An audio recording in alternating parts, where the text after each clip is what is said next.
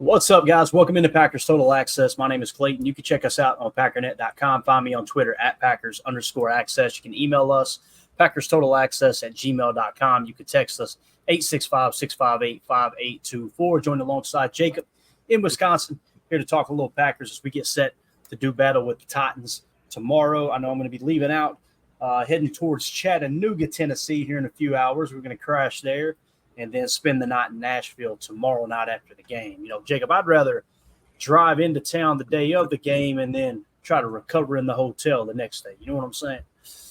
Yeah, Nashville has a way of sucking you in and making you do some stuff you don't want to do. It's never mind. I'm not going to even bring in Diddy, but you know where I was going with that. I think I caught on pretty quick. Hey, real quick though, my little brother once came to pick me up, and his best friend came to pick me up in Nashville to come back home for an Easter dinner, and my brother's best friend was very strictly told by his girlfriend, "You better be home in time for Easter dinner." Long story short, they showed up about a day after Easter, and they're not together anymore. So, man, it's just what happens. That's sometimes things like that happen, right? Give him one of those looks. Boy. All right. And I bet she made him pack his bag like that too. You know what I'm saying? So. That's a good bag. So we got a couple questions here in the chat already. We'll probably just go about 40 minutes for this show, guys, so I can get everything packed up. We got a ton of equipment to take with me, so we're going to try to get everything loaded up and ready to go. So there you go. 2-0 for this says, afternoon to everyone watching this show that sucks. How's y'all Saturdays? So appreciate you. We had a couple things marked here I want to hit on. Nick McSwain says, Clayton, I heard that the Packers ran in 11 personnel a lot for the Colts game. Is this true? If so, do you see them doing the same for the Titans? So the Packers last year, they ran more 12 personnel than anyone in the league. But with that being said, the majority of their snaps was in 11 personnel. So what they like to do is typically 60, 70%, probably 70% 11 personnel, and then like 28% 12 personnel. And then you might have a couple sets where you got like a 13 look at goal line, things like that, right? So let me pop this up on the screen real quick and give you guys an idea of how it's shaping up this year. So far this season, all right, if you'll notice the rate here, this is the percentage in which a team is in a certain personnel, okay? And you'll notice over here on the left column is your personnel column, all right? And you can find this over at Summer Sports, by the way. So make sure we're on 2024. We are.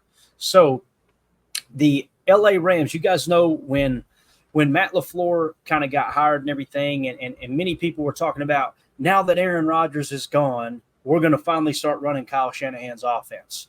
And I was going, no comprende, El Padre, because they completely botched that, but that's all right.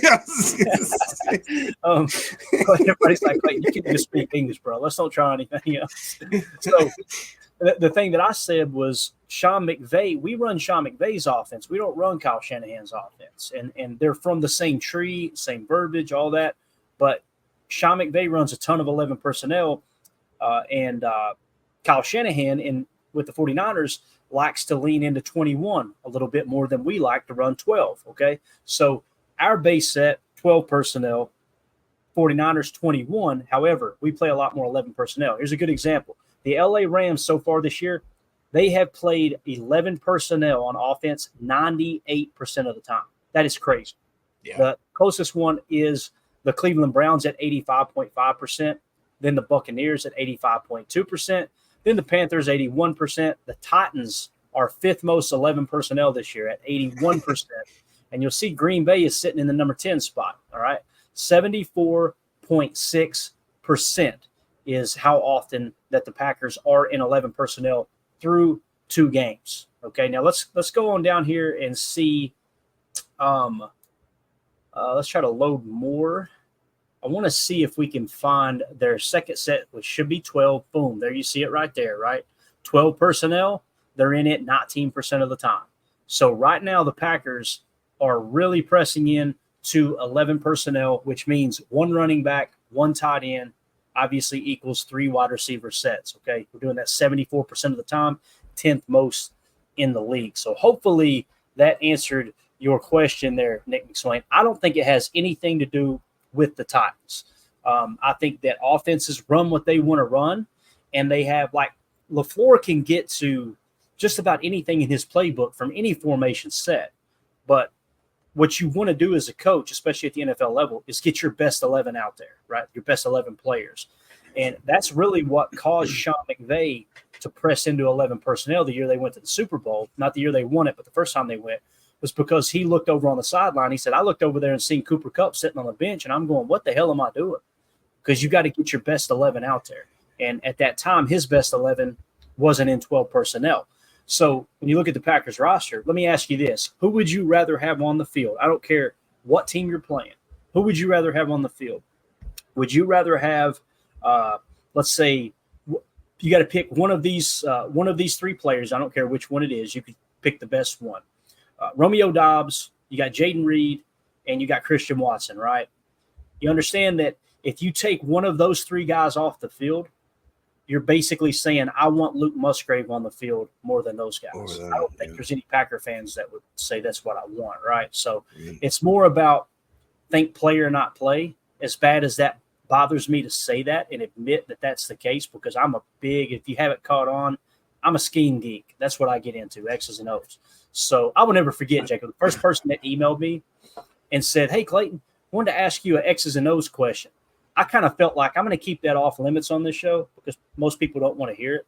And when he asked me that question, I messaged Ryan immediately. I was like, oh, boy, they don't know what they just did because this is what I love. Well, I'm just trying to give listeners what they want, you know. So could I pose a question? Because, like, I forgive me, I can't remember the exact terminology, but if you guys remember last week-ish, I said, man, it seemed really weird to me that Matt LaFleur almost changed the way that the handoff delivery was based when he was doing the Malik Willis, stand-in game. And I thought to myself, like, that doesn't look like a typical quarterback that's filling in. It almost looks like he opened a playbook. Like people talk about, oh, it's a closed playbook for Malik. He literally opened up a new playbook. You're not allowed to say that, Jake. Of a complete different scheme of like from the 1940s or whatever the heck it was. Yeah. And I saw it, and I'm no genius here. You guys know, obviously, Tim and Clay and Amelia are better at reading exactly what the scheme is there. But I noticed it and I said, what the heck is that? Like, and in my, dumb lizard brain, I'm thinking, why don't they let him throw more? Why don't because he just pretty much accepted a whole new playbook for that game and he learned it and he did it really well. And Malik Willis, again, is if we go into Tennessee, and we have maybe quote unquote a limited playbook, I don't think that's the way to read it. I think we have a different playbook that Matt LaFleur, in my opinion, I've said this many times, and I think that it's a fair statement to say that he is top 3 of the best offensive schemers in the league right now, if not the best. I mean, that's just my opinion. But you hit the nail on the head with Malik. Like the fact that they were able to add those extra wrinkles into the offense, and maybe that was a part of the plan all off season long. And when Malik got here, we just didn't showcase it week 1 against the Eagles. I have a hard time believing that, but he picked it up quick, Jacob. I mean, he did. It was just like, holy cow, man. Because there's some of those plays I haven't seen Jordan Love run, like the 118 pony package and doing the fake handoff, swing around, throw the little swing pass. You've seen the double pump fake or the double swings and the double pump fake swings to the tight end delay. You've seen those type of plays, but that's the first time I had seen fake to the run and get back, turn completely around, and then hit the flat. Pretty neat, man. John Schmidt, I know he's saying this hopefully in jest, but he goes, it wasn't from the 40s, Jake. It was from Friday night high school games, and that's what it reminded me of, man. We used to run the triple option where I was from, and there was components of that where it was like, what the heck are we doing in our bag right now, dude? This is kind of cool. Right. No, it's so true, man.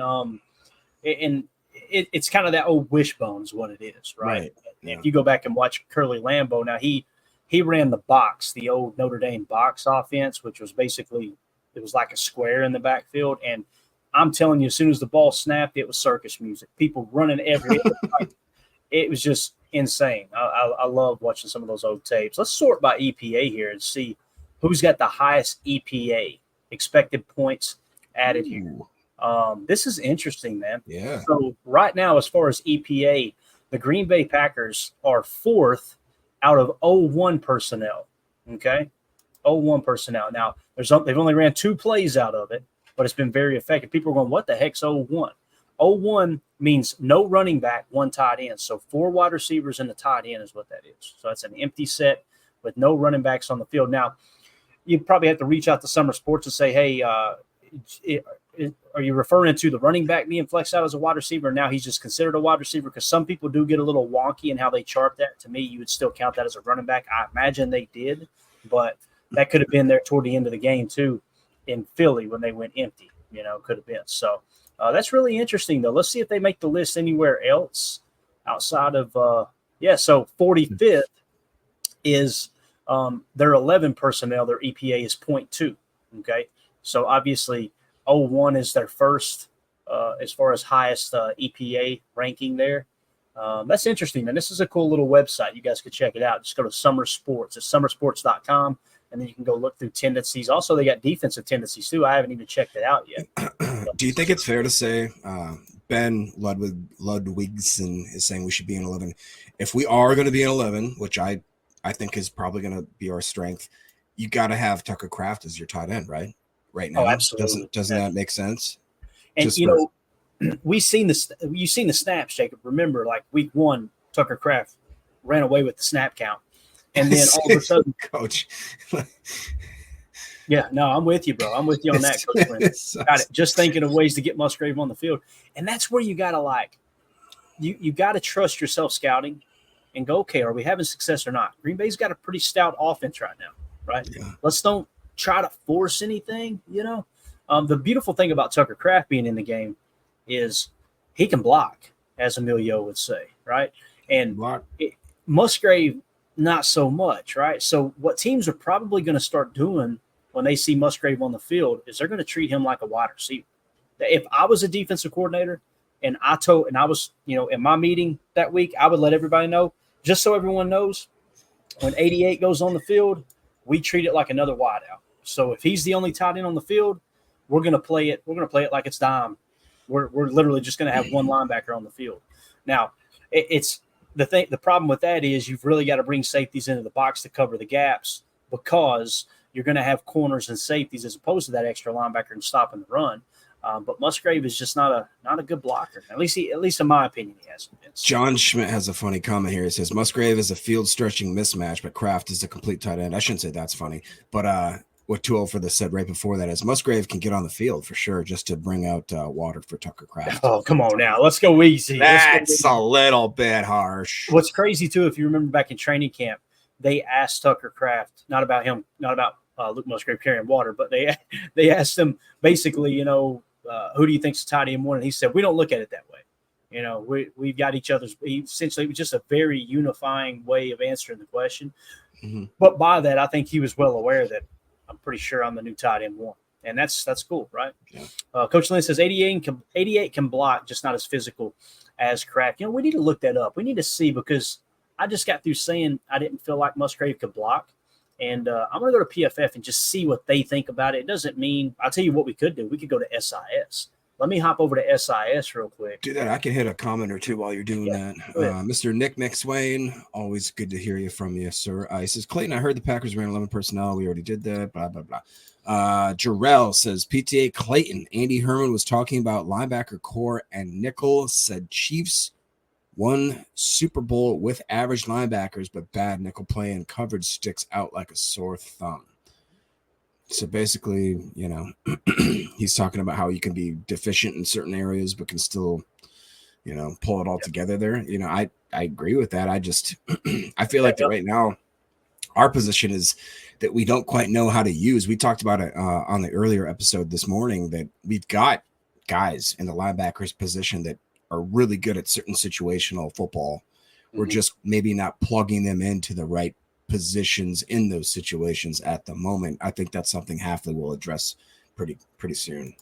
Yeah, and the thing about Kansas City, you're talking about 2 totally different schemes too. Like you're comparing when you're trying to compare what Green Bay's trying to do with him. Yeah, it's literally apples to bananas there. Like and we don't have Chris Jones. Chris Jones is a huge factor, huge factor. And we don't have Spagnuolo. Now, let's hope that Jeff Hafley can turn into that. But their blitz pressures and their blitz packages and everything, that was what made them go, right? They were very aggressive. If I remember, they played a lot. If I remember correctly, they played a lot of man coverage too. So, all right, so we got the pass blocking ready to go here. Let me pop it over here where I can get it on the screen for you guys and gals. We'll go ahead and drop that down. And thanks for that personnel question, man. That stuff's right down my alley. I love it. Let's see here. Let's go SIS Data Hub. All right, let's go blown block percentage, right? One of the key statistics. Let's see where our boy Musgrave is. Looky here, Jacob. Looky here. Coach Lynn may be on to something. Luke Musgrave, 25 snaps. These are running plays. 0% blown block percentage. Wow. On all plays. So 8% of those snaps he was pass blocking, I'm assuming is what that is. And then 92% of the time he was run blocking. So he hasn't blown a block up to this pick. Look at where Tucker is on that list. Yeah. And that's what's hilarious, too, is because when you turn on the tape, and that's why it's important to cross-check. When you turn on the tape, Tucker been doing some work. Now, when you get way more snaps, obviously you're talking about Musgrave getting 25 run-blocking snaps and Tucker getting 62. Things are going to get a little different, right? And again, pass blocking is where his highest blown block percentage is. And here's the thing, too. Pass blocking most of the time, and I don't know how SIS charts this, most of the time when Musgrave is – I'm talking about like 95% of the time when Musgrave is pass blocking, he's doing a little chip and release. He's doing a leak. So how are they grading that out as far as that goes, right? The run blocking is what you really want to key in on with the tight ends, me personally. It's very seldom they'll keep. It's interesting, too, there, just seeing where Ben Sims is. Obviously not really any snaps to save, but every time we see Ben Sims, it seems like, hey, there's something there. He was like that last year, too. He never felt like he hindered the offense at all. You know what I'm saying? So, let me, if you want to hit a couple more comments, if there's any in there, I'm going to go to PFF real quick, and I want to pull up our boy Musgrave's blocking grade to see what we're looking like. Yeah, for sure. Too old for this says, I like the potential of Musgrave, but he always seems like he's stepping on his own toes. He can be dangerous, but just needs to be more physical. I mean, you guys know that we have an actual drop, whatever you want to call it, basically a live action meme where they celebrate the fact that Musgrave stayed on his feet. Musgrave stayed on his feet. Thank you. That was about towards the end of the season where guys were just thankful that he could catch the ball and make some sort of yak, and I think that's maybe where Tucker Kraft seemingly looks so much glaringly better is because one, he's a little flashy. He's Tuck Norris. You know what I mean? He's got that long dart. That's, he's drinking the Bush lattes. He just looks the part of a tight end, but we would just see him catch the ball and run forward. Whereas with Musgrave, for whatever reason, he reaches up, makes a great play, and then he turns into Bambi and doesn't know how to run with his legs. So that is a fair, criticism of him. And yeah, right here, Clay's got the PFF grades for those that are listening on the pod.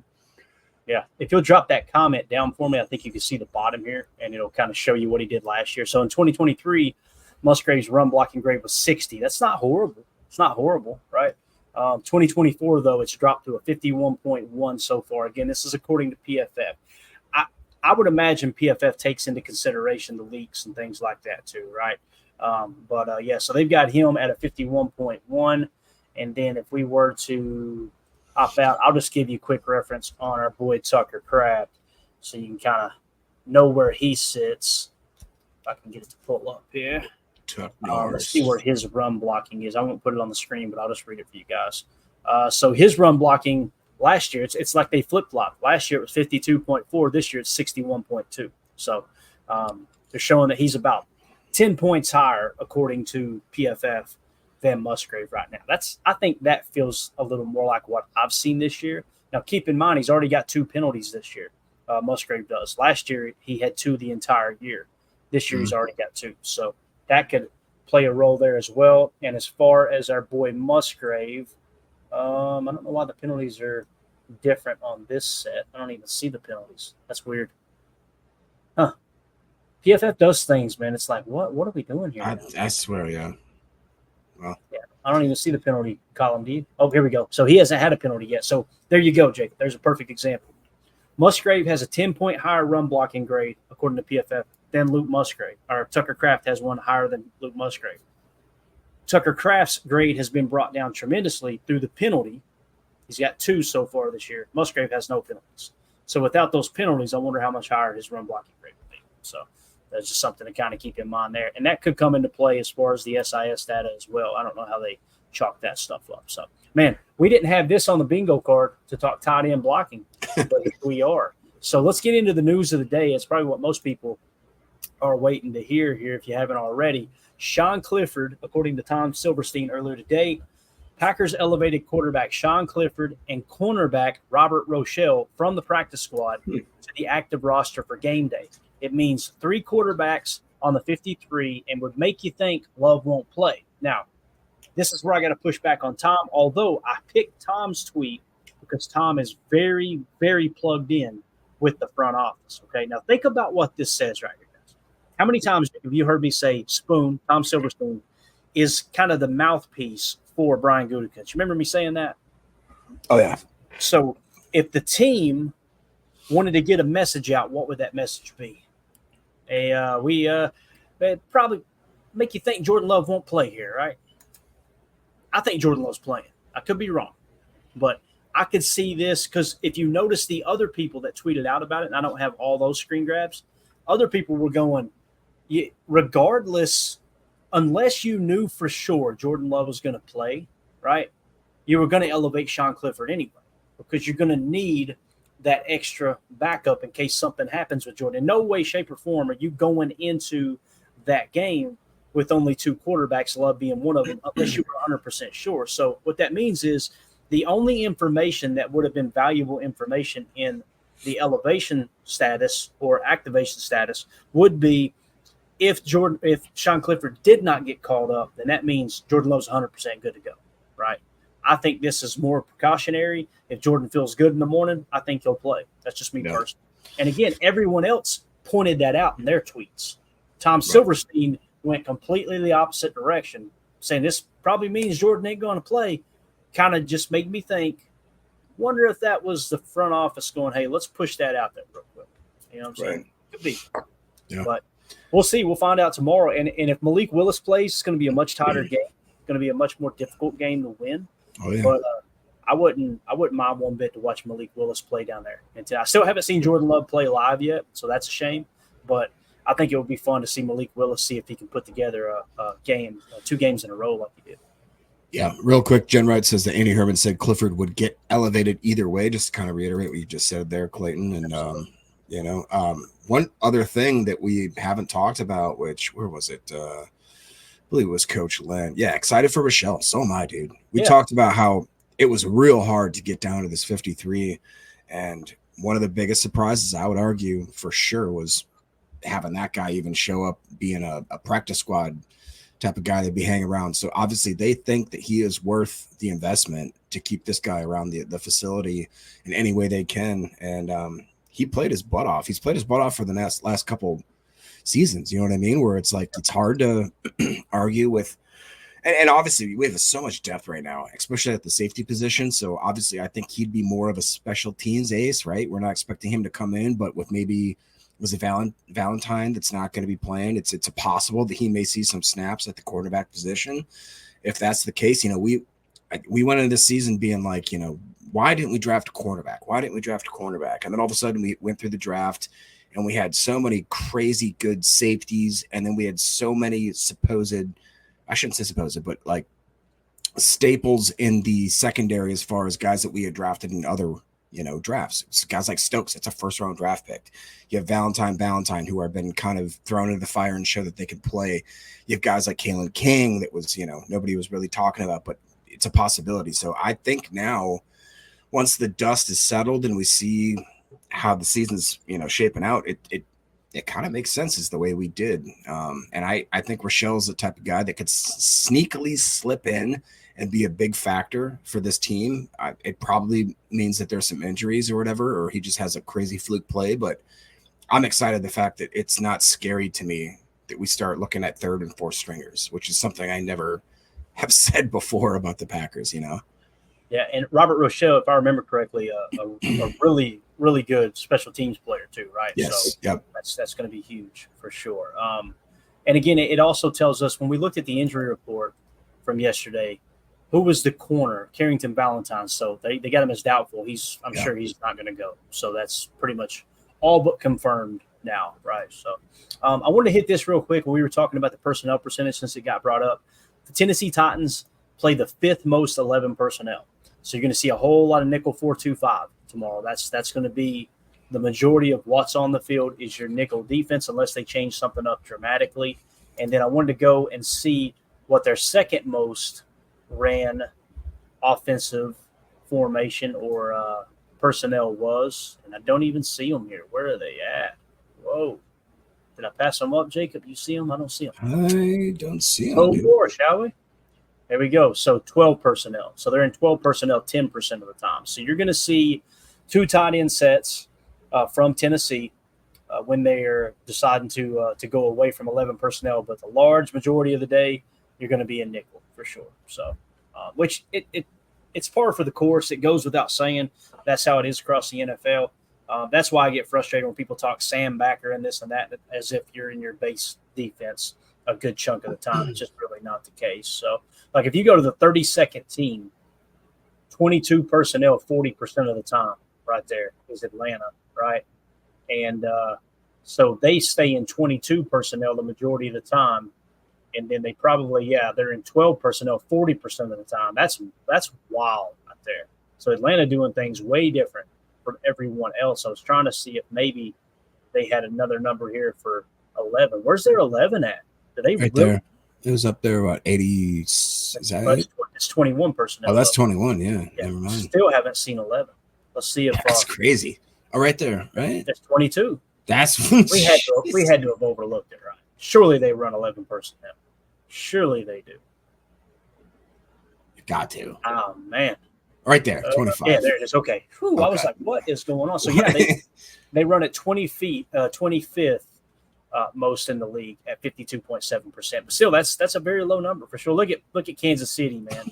Kansas City. What does that say, Jacob? 11 personnel, right? Am I looking at this correct? Yes. So Kansas City is in 11 personnel 45% of the time. So what do they press into the most? Where are they at? So they're really, really widespread. Again, I didn't plan on talking about this, but I'm glad we're hitting on it. 13 personnel. Wow, 13% of the time. That's interesting. One running back, 3 tight ends. I know they ran it more than just about anyone last year, but that is really, really interesting. And I can't remember what their 2 backup tight ends are because it was somebody told me in a dynasty league that I'm in for fantasy, they're like, draft this guy. And I was like, why? They got Travis Kelce. And they're like, no, but what happens when he's gone in 2 years? And I was like, yeah, all right. So then, and they use him now. They actually use him. And it's kind of like how with Baltimore, people said, you got Mark Andrews, and then Isaiah Likely comes out, and he has the best freaking day that a tight end's had in a long time. I mean, you don't quite know because NFL's offenses, they have to adapt. They have to adjust.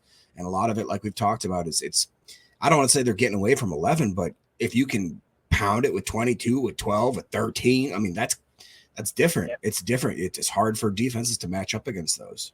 And think about it with Kelce too. He's a wide receiver. He's not a tight end. Right. Like they treat him like a flexed out wide receiver. Great, so it's I really believe 12 right personnel. There. Yeah.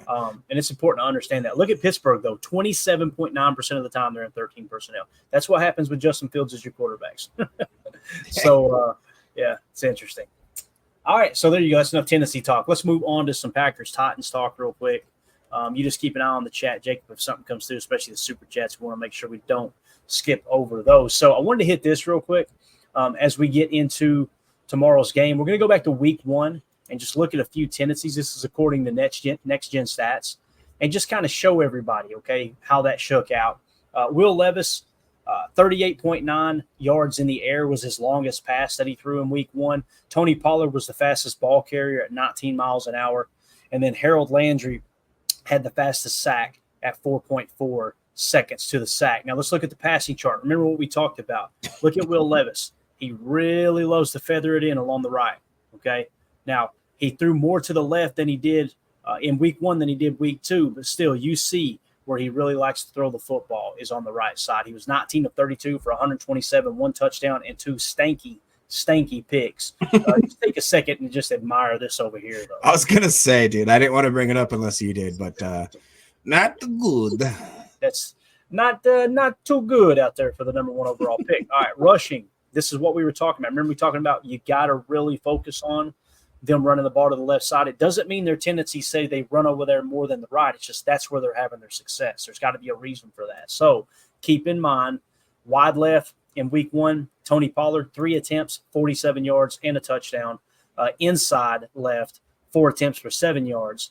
Inside right, 4 attempts, 21 yards. Outside right, 5 attempts, 7 yards. Okay, if you go to Tajay Spears, which I don't even know if he's going to play. What was the final injury report on him? I think he's questionable, yeah. So we won't spend a whole lot of time thinking about him, okay? As far as their wide receivers, their tight end, Nick Vanette, seemed to get the majority of the success there as far as Will Levis on the football. I think it was more about, what is that, EPA, league average? Separation, I'm sorry. So in separation, they're scheming Nick Vanette open. Obviously, it wasn't for a whole lot, just 2 targets, 2 catches for 11 yards. So, yeah. Did Denard Hopkins get injured, or is he just a non-factor? I guess he's a non-factor, man. I don't know. You darn sure don't see him on here, right? Because leading in separation, obviously, is Boyd. And then you've got Traylon Burks at 2.28. Well, you've got Calvin Ridley at 2.34. I know. I'm telling you, man, I wouldn't worry too much about these wide receivers. You got to stop this run. That's the main focus. Yeah, I agree with that. I know that I listened to Ryan's podcast this morning, and I can't remember if it was his current one or if it was one that I was catching up on. But he basically said, like, don't sleep on Calvin Ridley. Basically, where he makes his money is getting downfield quick. So that's like that deep ball with Levis is just willing to just let it go kind of thing. He's going to probably be looking for Ridley type stuff. But I never want to get too confident. So that's something that I definitely want to do. But that, to me, right there looks like a Jeff Halfley's wet dream. Like it just looks like what he wants to do. I'll just, I'm just saying. Jarrell Lee with the super chat. Thank you, buddy. He says 11 personnel might see more Edgerrin Cooper, Jeff Halfley. It's a good point. In training camp, I remember when they would go to nickel, he was the starting backer next to Quay in the nickel, the 4-2-5, right? So 11 personnel would trigger that. Obviously, he gets hurt, kind of falls behind a little bit coming out of camp. But when they would go to their base defense in camp, Edgerrin Cooper's on the sideline. So I think, Jarrell, you're onto something there, man, for sure. Hopefully we do see a little more. I'd like to see his snap count get up to like 15, 20 to see if at least. Yeah. Can we knock out a few chats that I know are getting kind of piled up? Yeah, I did want to point out, though, did you notice this separation chart here? Like, is it just me, or does that not look too bad for these receivers in Chicago? It sounds like their quarterback just sucks. Maybe it's me. Go ahead, Jake. Gosh, that's weird. It's almost like nobody thought, I didn't think that'd be. Yeah. Remember me getting roasted in a chat, too? I do. Just saying. Go ahead. We all got roasted a little bit at the beginning of the season, but how time will tell. So Turtle says Stokes got to step up this week with no Valentine. I agree with that completely. He's been Stokes he hasn't had that many snap counts, which has been a little bit suspect, or just at least that last game. Week interesting. 1, I thought he played pretty good, to be honest with you, but I don't think he got targeted much either, though. So. Good point. We'll go to Omer, who says, I think Quay very good in coverage. He just cheats to the pass and often moving backwards instead of forwards on run plays, as Mike Wall illustrated with video this week, and I completely agree with that. Great observation. I've seen too many videos of him. Yeah, looking really, really great in the pass game, but he's and what do we talk about, Clay? It's a passing league now. Right. So if you had to have one, if you pick one, pick your poison. I'm definitely saying let's stop the explosives through the air. That's just me personally. But again, you say that until a team's running for 200 on you, and then you're pissed off throwing stuff across the room. So. Yep. Omer real quick says Sims is very solid. I agree with that completely. Again, coming in saying Musgrave had a great first half last season, but he had a very quiet camp and has done little with his opportunity in the first 2 weeks. I again kind of agree with that. Hopefully he snaps out of it a little bit, but as of this point, I think we can all pretty much be in unison saying that at this point, Tucker Kraft's the guy I want out there. If I have to have a tight end, it's got to be to me, it's Tuck Norris. I don't know. Am I crazy? No, I don't think so, man. I don't think so at all. You know? And we actually dove into those, analytics, and it shows that he's not as bad as we think maybe we're saying. So there's a fairness, I think, if people want to push back on that a little bit. But right now, it's just the eye and touch, like the sense of like what I actually see with my own perception. I'm still right now. I'm Tuck Norris, baby. Tuck Norris. John Schmidt says Clifford could be the emergency third down quarterback under the new rule where he's not counted against the active 48 now that he's been elevated. Him if 10 can go. Is that? I think that's true, right? Clifford could be the person on the new rule. I thought they did away with that rule, John. I could be wrong. I was going to say, I thought that was just a limited thing, but go ahead. Yeah, I think that I want to say that they voted it in last year, and then this year they voted it out, but I could be wrong. Could be wrong there. So, okay. Coach Len comes in saying, I'd love for us to go more 13. Want to see more Sims also. I mean, I think we have the personnel to do it. What do you think, Clay? Yeah, but man, you look who you're taking off the field, That's right. The thing that sucks. When you say I want 13, you're saying no Jaden Reed or no Romeo Dobbs, right? Now, if you're saying 13, let's put Jaden Reed out there with 3 tight ends and try to get that feels a little better, right?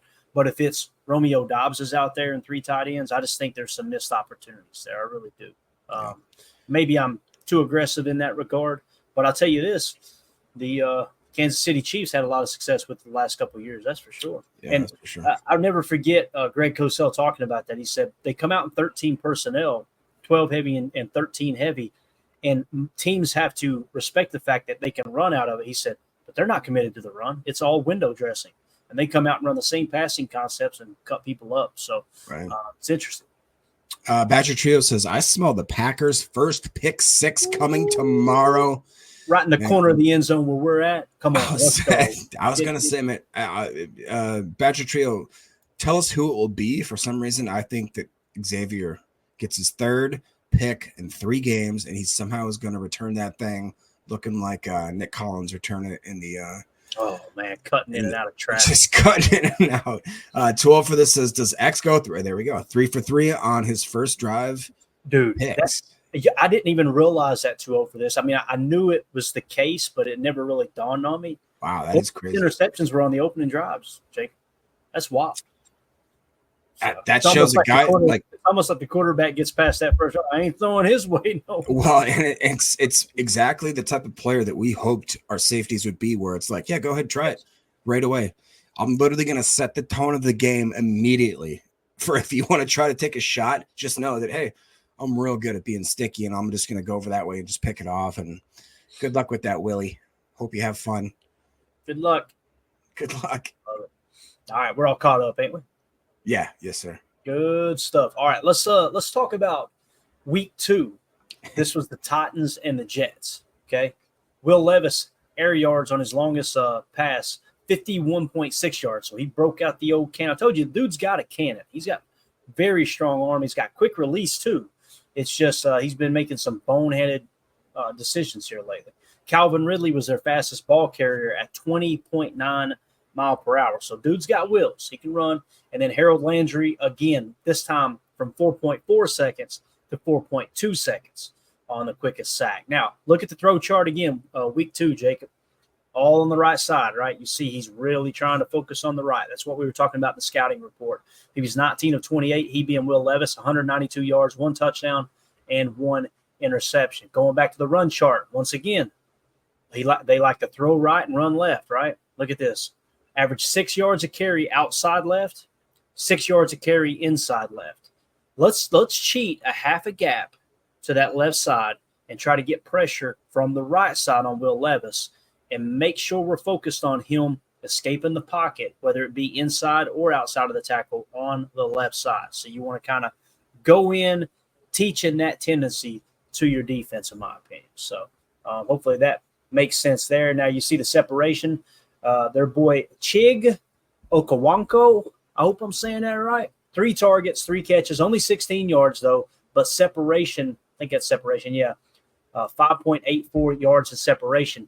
What does that tell you, Jacob? Look, here's another tight end with 5 yards of separation. they are scheming open the tight ends. So even though they're in 11 personnel the majority of the time, I have a hard time believing they don't pass a lot out of 12 personnel with the way some of these numbers are. So, actually, I was listening to Ryan's podcast earlier, and again, I can't remember exactly which one it was within the last 2 or 3 days. And he talked about Chig and how, and by the way, he can pronounce that name perfectly. I don't know how he did it. I don't know what he did. But the first name is even worse. It's Chikakonwe Okonkwo or something like that. Anyways, be cussing on the pod, Jake. You just can't. He's apparently like bottom 4 in the league with yak. Like once the guy gets the ball in his hands, he's done. You can get him down, but he is one of the best pass catchers of tight ends. So it's one of those guys where it's like, if he's past the sticks and you need a third down conversion, that's where you go to Chig. And the other one there is kind of the same situation where it seems like a lot of Will Levis is checking down, or he's not letting his arm really, do what you've talked. He's got a big arm. He can do it. He can run, but I also think he's a new quarterback as well. He's probably looking to his check downs, his smaller routes, his immediate routes kind of thing. And that's one of those things where it's, if we can just knock that out, I think that helps tremendously. And then another one that like you're just pulling down here was the other one that Ryan highlighted was Harold Landry. Those are basically the two guys. If you mitigate both those, that's kind of all they're doing right now on both sides of the ball, which is crazy. Yeah. So I'm not afraid of the Titans, but I know their possibility and if they hit their ceiling, we could definitely have ourselves a ball game. But if they're playing just regular floor type ball, I think the Packers run away with this one. I really do. Definitely. And for those of you listening on the pod, that's the end of hour 1. We will see you on the other side for hour 2. We appreciate y'all.